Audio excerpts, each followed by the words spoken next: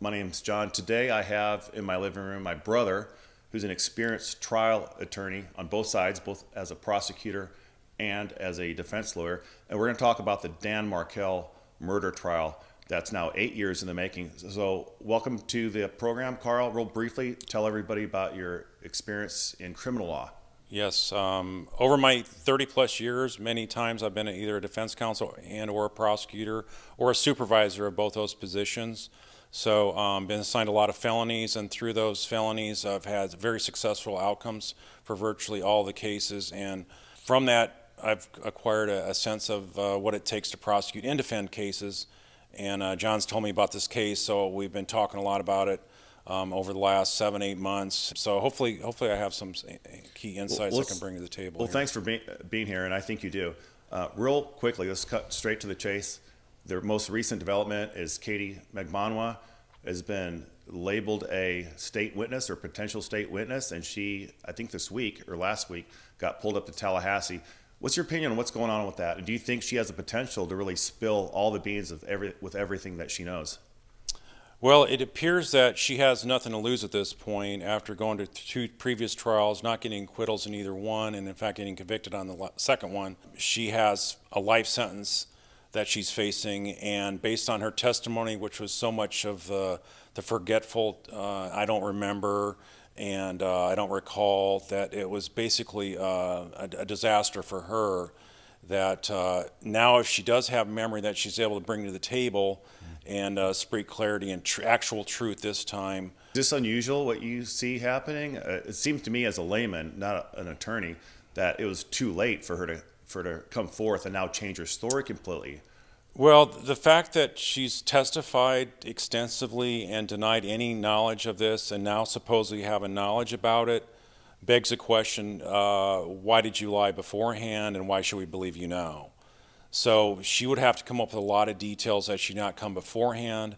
And of course her previous testimony would be used to impeach her by defense attorneys that are now going to be attacking her as being a liar, you can't believe her, and she's just fabricating this now because she's trying to get a better sentence. So how does the prosecutor or the prosecution overcome that objection? Because clearly they know this is coming when it gets to trial with Charlie. If she's able to bring concrete details that nobody else knows about and is able to point them to different types of information and evidence that the prosecution does not have, or maybe even the prosecution does have but nobody else knows about, so only a guilty party would know about this, that's how they know that, and they would be able to present her as a credible witness to bring forth that information. So clearly, if they think that her information is valuable, she will definitely be going on the stand. This is not written testimony. This is her on the stand, and she would have to come across as a truthful on the stuff that she now is revealing. She'd have to basically be credible. Right. So a prosecutor would not want to ever bring somebody on the witness stand that they thought was a liar. Mm-hmm. And if they had any issues where they lied in the past, they're going to have to get that out in the open, explain that away, and then present the truth that's now come to light. And also, like I say, bring out the details that lends itself to why this person is credible. Mm-hmm. So, and she has, in my opinion, every incentive to speak only the truth, nothing but the truth, especially since I'm sure she's irate at Charlie and the fact that without him in her life, she wouldn't be in jail right now, potentially for life. So doesn't she have every motivation right now to just completely clean? She has absolutely nothing to lose at this point by coming clean with the truth. If she comes forward with any more lies, though, then she's pretty much slammed the book shut, I would say, on a situation like this. If somebody's given one last opportunity to set the record straight with the prosecutor's office, because keep in mind the prosecutor's office doesn't even have to listen to her at this point. They could just say, we don't need your testimony, but there's perhaps something that her attorney conveyed that perked the ears of Georgia and the prosecution's office, where they thought, okay, we're willing to sit and listen to you and see what you have to say now. I think there's a good chance that she could directly implicate Wendy based on what conversation she had with Charlie and maybe even Wendy herself, because remember, there are pictures of her being around Wendy, and we have no idea what was discussed. Potentially. We don't know what other conversations took place, so if she has other evidence of that, and it would probably, like I said, it'd have to be more than just her word. There has to be corroboration that would have to be pretty strong and convincing before they would rely on her testimony for that. couldn't she even be just used for certain segments? Like she was the one at the Dolce Vita restaurant that we couldn't understand her at all because of the tapes and all the quality of the recordings. Could they use her just for certain segments like that alone and a couple other things, or? Right. If a prosecutor wants to bring a witness on for a limited purpose testimony, the defense counsel is able to explore that for cross-examination purposes beyond the scope of the direct. Oh, they the can. judge could limit it if it gets too far off, but because it's all related to the case, they would attack it as being you lied about this, you lied about that are unrelated to the narrow focus that the prosecutor has. So Charlie's upcoming trial, if she's testifying to what he said, that's not hearsay because he's there in the courtroom, correct? So if he tells her that Wendy said this and Mom, Donna, said this, that's directly admissible testimony, isn't it? That should be admissible because it's a admission by a party opponent and also by other rules of evidence that they could be able to proffer that into evidence. Sure. Wow. So in your opinion, big scheme of things here, the prosecution knows right now the end game, who they're going after up the chain, or is there there's still some uncertainty, like, well, we don't have. A lot of it has to do with how confident the prosecution is on the evidence they have. Keep in mind, the police wanted to have more arrests from the get-go, but the prosecutions said, no, we're only going to go after the shooters right at this point, right? Or the hit team.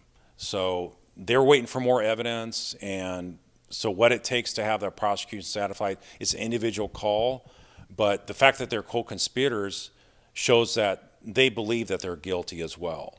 But the length of this case, is this not unusual? It is, in the sense that they pretty much could have nailed who drove this car within a couple days of the crime. So if you think about it, the neighbor said it was a Prius.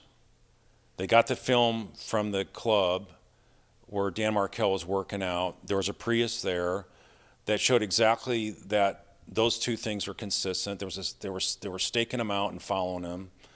And if you connect that to what was said also about this being a possible hit from Charlie, automatically they should have been looking for video footage of all the interstate traffic leaving Tallahassee within a certain hour or two window of that afternoon, because they also knew the exact time of the hit, remember, because Dan was on the phone. And so they knew the exact moment he was killed, or shot, I should say. And based on that, it would have been really easy to follow up and find surveillance footage of that car and get the license plates from the toll tags going on the interstate south into Miami. What do you think's going through Wendy's and Donna's and Harvey's minds right now? Because we heard the whole story, and there are a lot of memes on the internet about the Pepto-Bismol and Donna having diarrhea, Right. and that was years ago. Fast forward, since then, Katie got arrested and convicted, and now Charlie's sitting in jail since, I think, April. What's going through these people's heads right now, do you think? Well, they have to have nothing but sheer panic and paranoia and restless nights of no sleep, because now they have their prized son, a doctor, awaiting trial for murder of their grandson's father. And that is, and they have the kids there as well.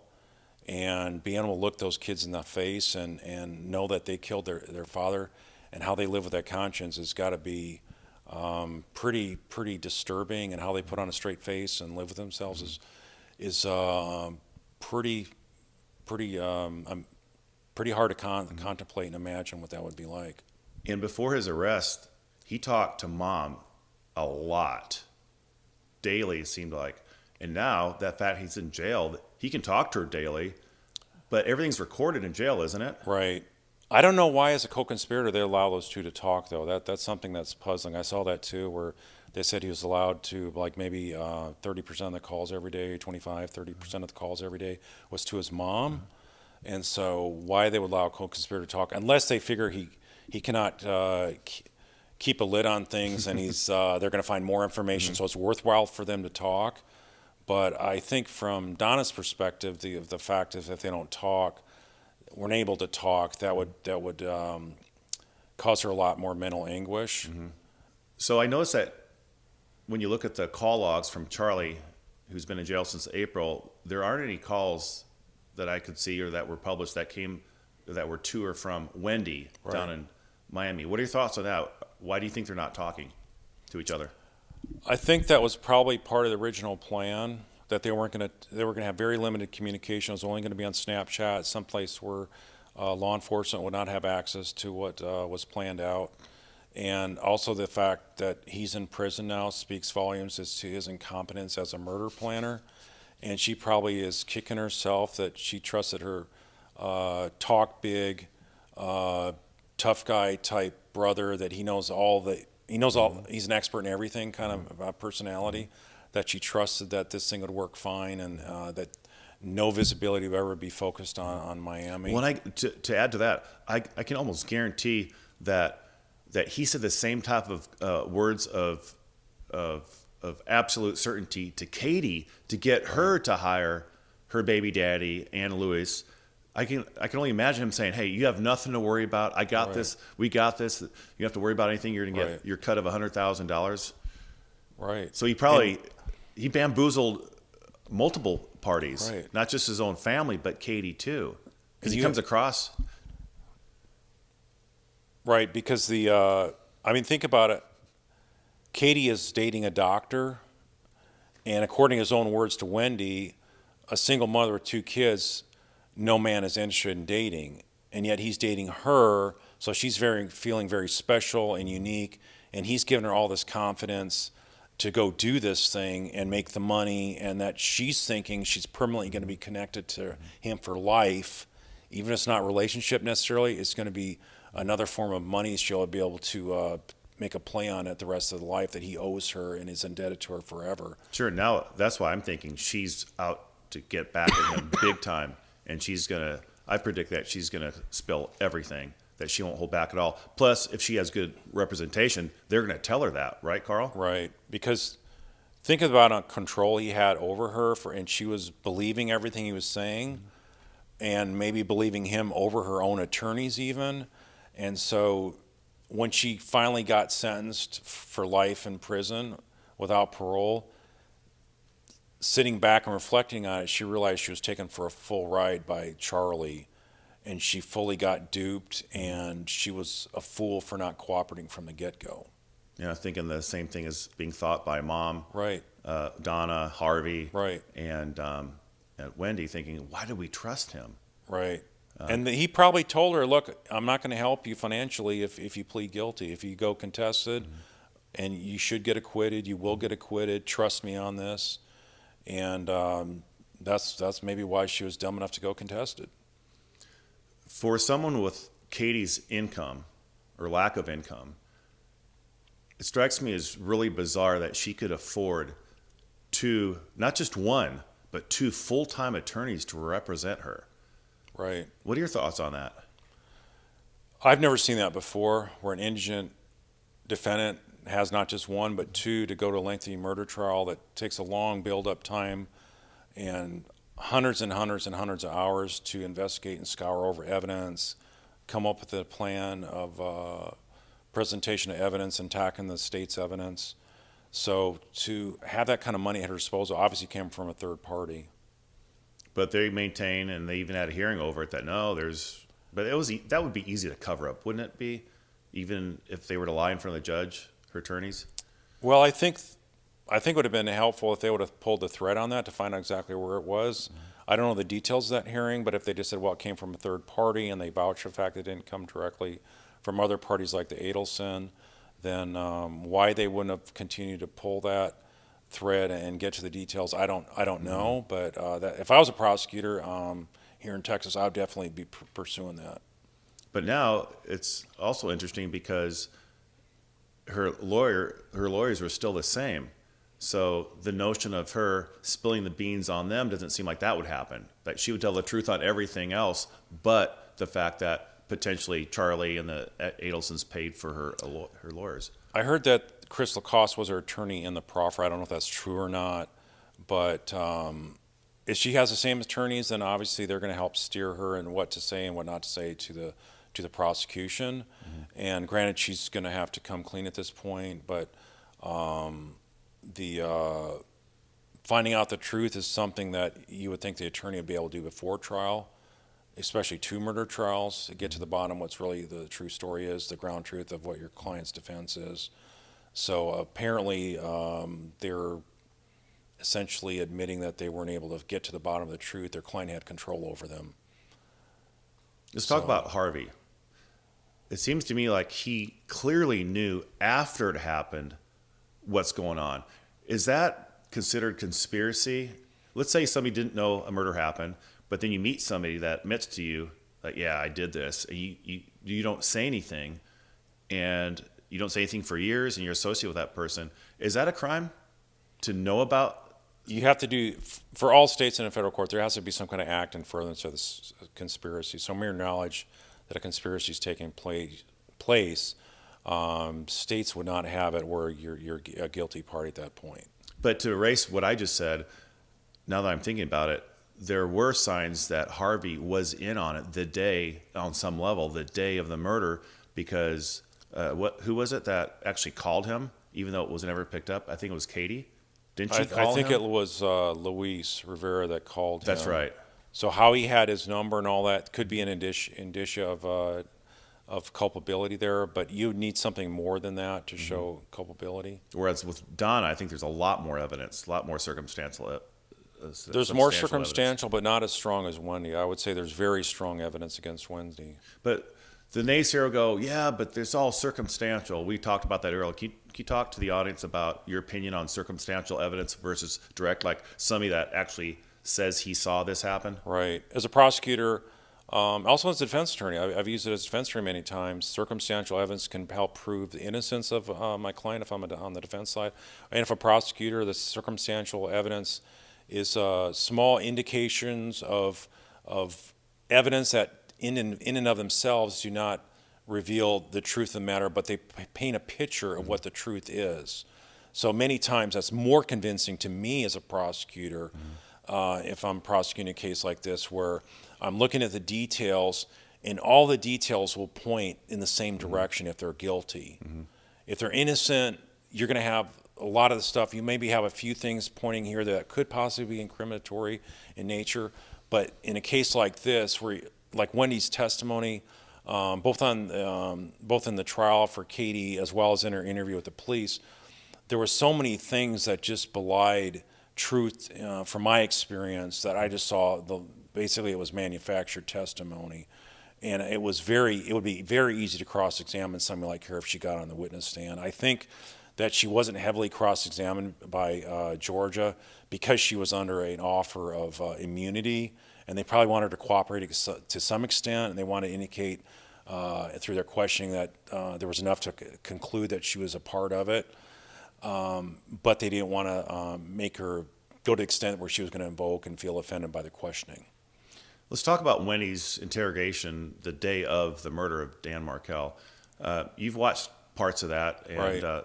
Share with the audience your opinion after watching a few hours of her answering Right. questions. So as a prosecutor, you're looking at it from a neutral standpoint. You don't want to have any conclusions about guilt or innocence, but you're looking for indications that pop up. The things that popped up right away was the fact that she never asked about her kids or the time or the manner of attempted murder.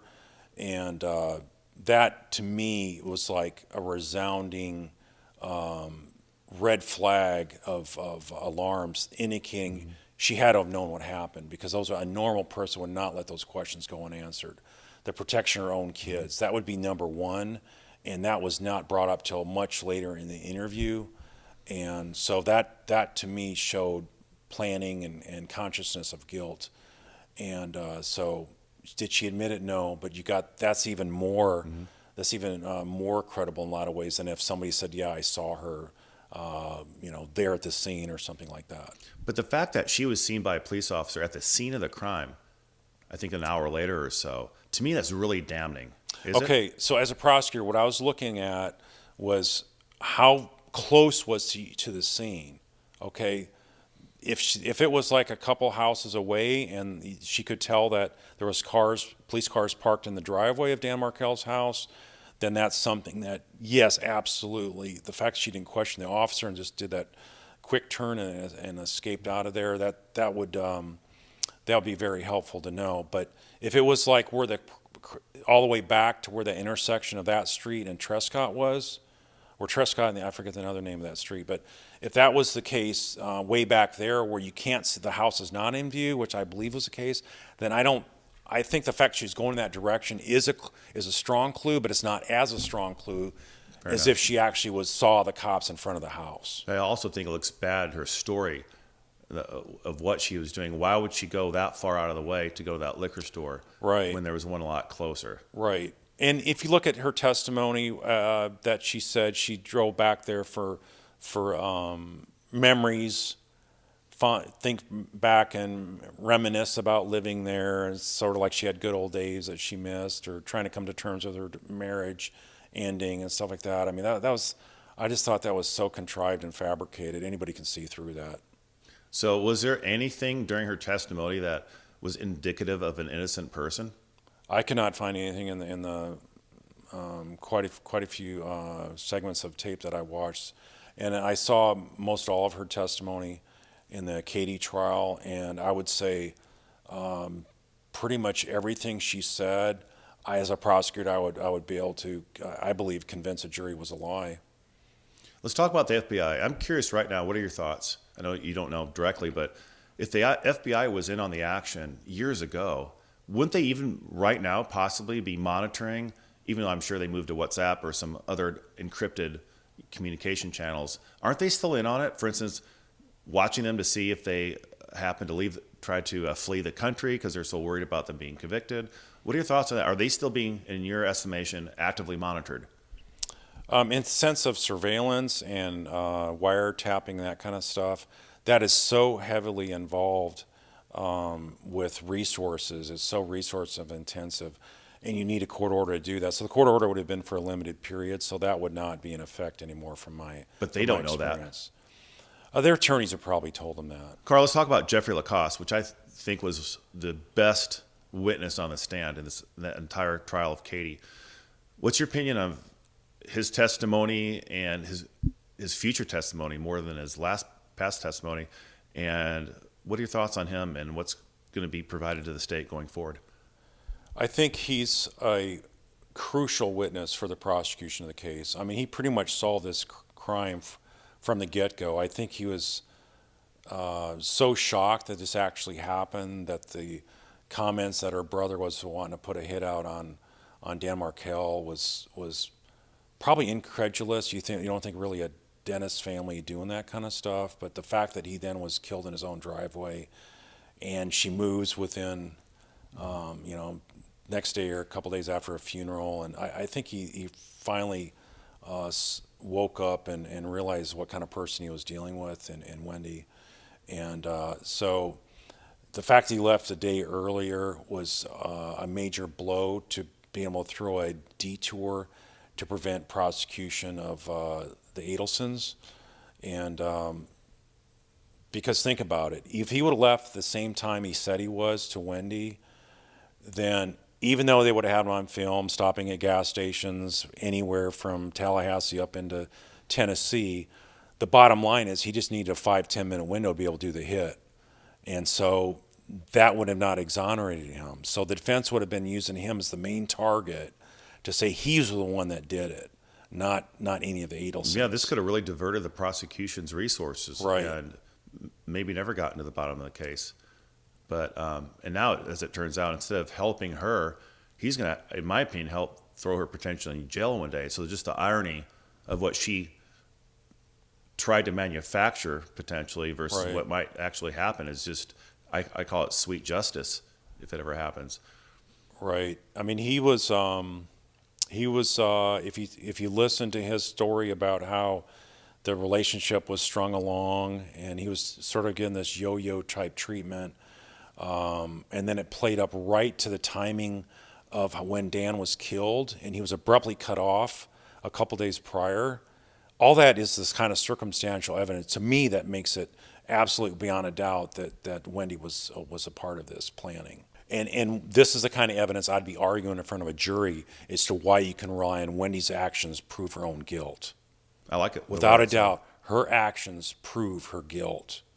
None of those things she did that day that that I've seen on the evidence so far indicate something that an innocent person would do. Now, granted, talking to her brother, something like that, could be innocuous, but the number of calls, the length of the calls, and the fact that calls are made down to Florida and Miami, where the hit was ordered from, all these are indications that the Adelson's footprint is all over this crime scene. And then if I'm in a jury in 2023 for Charlie and potential other Adelsons, I'll be listening to Katie's words, even though we would be, told or warned that, her testimony can be suspect because she's just trying to save her own butt at this point. But I'm thinking if everything she says, and there's a good chance this will happen, is everything she says is corroborated by state's evidence already, at that point she could actually she could come across as someone who's believable. Have you seen that happen in trials where even though they've lied in the past under oath, the fact that they're now, yes, trying to save their bacon, but I would believe them if everything is lining up. And is that exactly what might happen? Yeah, similar. If they come clean and there's indications that they are being truthful, then you can present that with confidence in front of a jury and explain that. Just the same as having someone with a long criminal record that happens to see a crime or hear a confession in jail. Those are the same kind of things. You just deal with the baggage that comes in there. And what you're looking for is what indications are there that help sell this as credible, right? So if you had like a jailhouse informant, a jailhouse snitch, what are kind of details are they able to say about the crime that only the killer would know, right? So that's the kind of credibility I'm talking about. That's the indicia of circumstantial evidence to show that the person is not fabricating something. Wouldn't you agree, though, that even without her evidence right now, Charlie is sunk? I would say they are going forward with his case whether she's a witness or not. Right. I'm thinking that she's going to be instrumental. If she ends up being used, then that they've vetted her and that she's going to be value added in a massive way against the rest of the Adelsons. Right. I don't think Harvey will be charged. That's just my prediction. But I think it's premature for anybody to say that anybody is going to be ruled in or out. I think the evidence shows that clearly the family was all a very close-knit family. They're all up in each other's business about what's going on up there with Wendy and dealing with the kids and Dan Markel. And the fact that that the call was made to Harvey from the day of the hit is a very telling sign, I would say, that he had foreknowledge. And maybe he wasn't the planner, and maybe he didn't have to, and he just let Donna sort of being the ringleader of that. But and like I say, acquiescence or knowledge of the crime is not, it does not make you guilty. You have to be doing something, act in furtherance of the conspiracy. And so I don't know what evidence they would have of that. And maybe he just wanted to say Kabaxi did not want to become that much directly involved. I sometimes think for a smart family of dentists and lawyers, how stupid could they be? For instance, if you're thinking that you pulled off this crime, imagine to be myself an Adelson, I would say we have to start acting after the crime as though we're innocent. We would not change the boys' names, for instance. We would absolutely let Dan's parents see the boys, but they didn't do those things. She changed their names the next year to away from Dad's name and to her maiden name, and they denied the Markels, who are good, upstanding people and relatives of theirs in Canada. They denied visitation. Help me square this. It seems to me like they're really stupid criminals.